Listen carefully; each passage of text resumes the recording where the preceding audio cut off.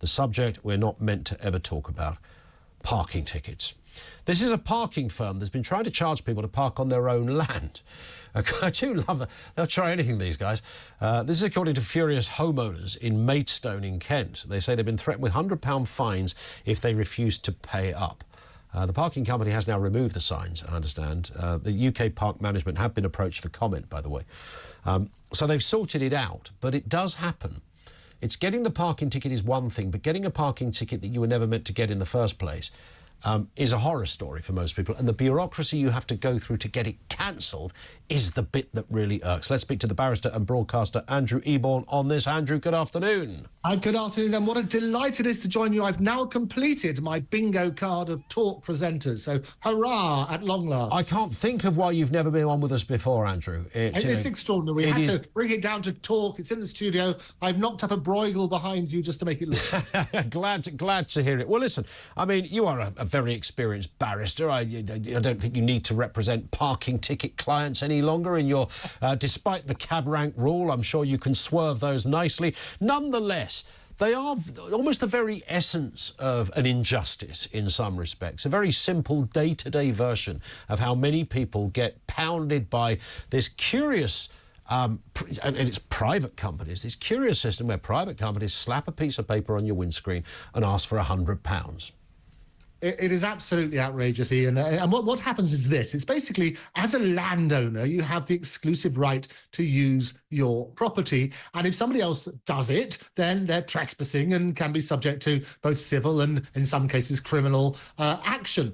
Where you are a landowner, you could also, however, give people a license. And that's where the parking firms come in. You can say, well, you've got a license to come on this, but you have to pay me a certain amount of money. Well, in this particular case, what happened, it was in Maidstone. They were stressed, these relevant locals, because a UK park management, they erected signs on their private land. It was their private land, saying, well, if you park here, you've got to pay, otherwise you're going to have a fine of £100. Well, the parking firm had no right to do that, and it's outrageous. And they themselves, bizarrely, were on this other private land.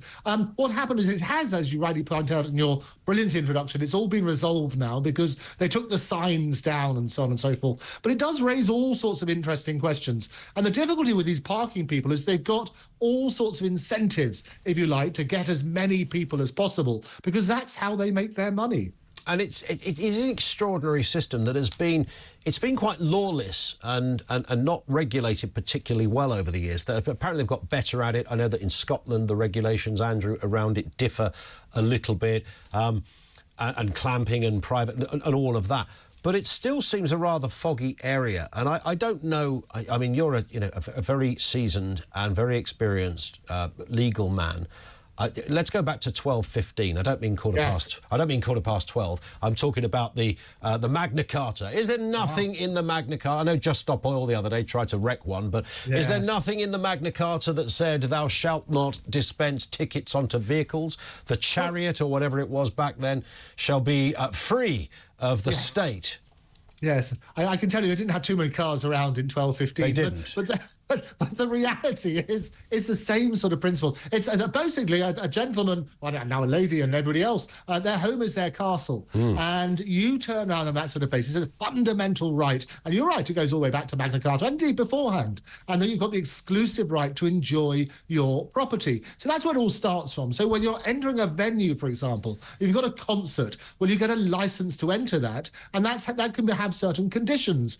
So when a concert's on, for example, they might say, well, you can't record what happens inside. You have a license, you pay however many, 10, sometimes hundreds of quid to go to a concert, but the license conditions say, well, you can't record this concert, and therefore you would be in breach of that license if you were to do so. It's the same with parking. In simple terms, you have the exclusive right to allow people to do certain things with your land. If you want somebody to park there, well, you could impose the condition that they pay you a certain amount of money, and if they fail to pay that amount of money, then you can fine them, and that's the reality of it.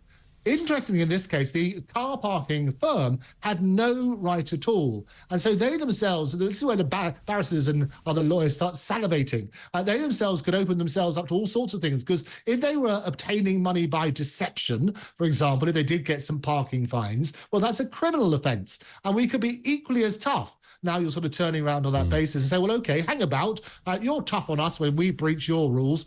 You've broken ours. So this is a tasty very medicine. What is extraordinary is the disproportionality of offence versus punishment, I suppose. You know, I've had the audacity to park my car on the wrong coloured paint, and as a result, someone wants £100. If I walked into a pub and kicked somebody in the shin, I probably wouldn't get fined £100. But dare I park in the wrong place, then it's a significant sum. Now, a lot of people struggle to pay that. The pain of trying to challenge it can be a bureaucratic nightmare. I'd love to know what the percentage is on a weekly basis of how many people pay a ticket that they probably didn't have to, but they did it to get it out the way.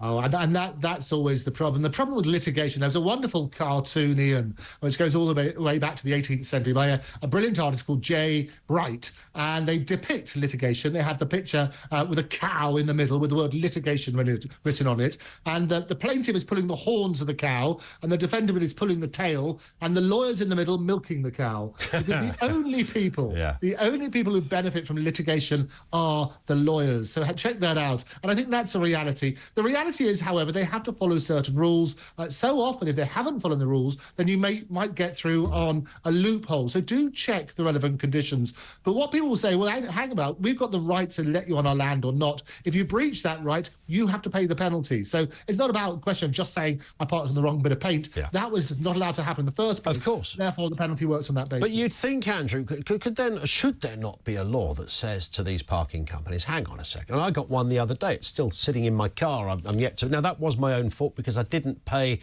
in a car park I was meant to pay in.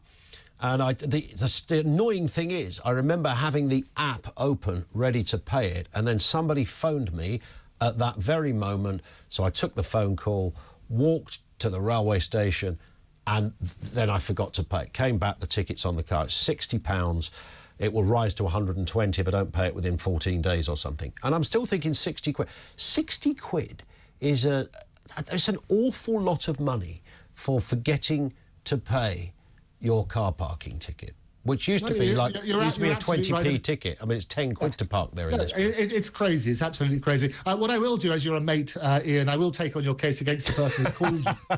Because yes, clearly the damage that they caused you as a result, the humiliation in front of your audience of millions. Correct. My time alone will buy us another house in Regent's Park. I think so. I think so. It needs a little bit of that. Listen, Andrew, it's great to have you on this. Thank you, sir. Really appreciate your time. Andrew Eborn, barrister and broadcaster with us here on Talk.